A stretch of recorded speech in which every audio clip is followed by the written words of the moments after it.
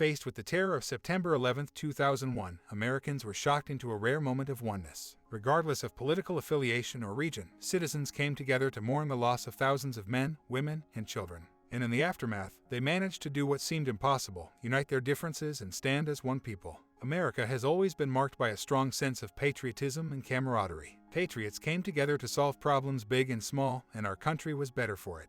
But in a culture of intolerance, we have turned on one another. From shouting matches at the office to aggressive online trolling, we are simply not treating each other with respect. More importantly, a culture of intolerance spells out a dark future for American democracy. America is great. American history is impressive. It's easy to forget that, except for those who have experienced it.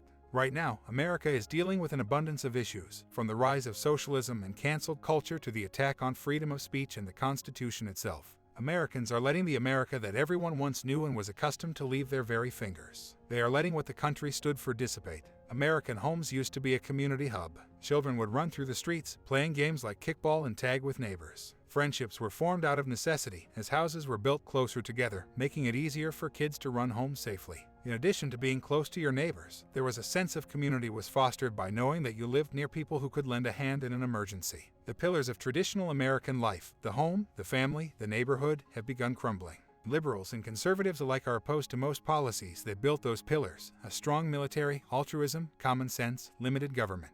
Americans are less likely than ever to serve in their communities. They're isolated in their own homes, plugged into their devices. They give voice only to fringe ideas and wait for others to solve their problems. Without the concept of diversity, the United States wouldn't have had the ability to fight for its independence. During the Revolutionary War, a group of nonconformists left their homes to fight for the right to live freely. The rights and way of life that so many Americans currently enjoy are directly tied to this concept: freedom of thought. It's something people seem to forget rather than embrace willingly. One of the fundamental rights granted to U.S. citizens is the freedom of expression, which includes being politically incorrect. The freedom to express opinions that aren't particularly well accepted by the majority can lead to positive change, but it can also stir controversy and disagreement.